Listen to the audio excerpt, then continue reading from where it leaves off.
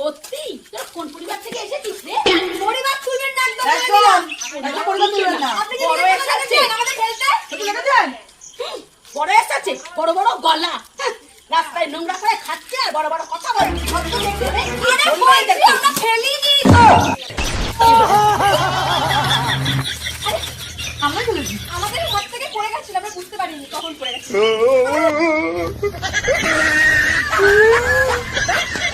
কপাল, আমার কপাল, আমার কপালে কুকুর মুতে দিয়েছে।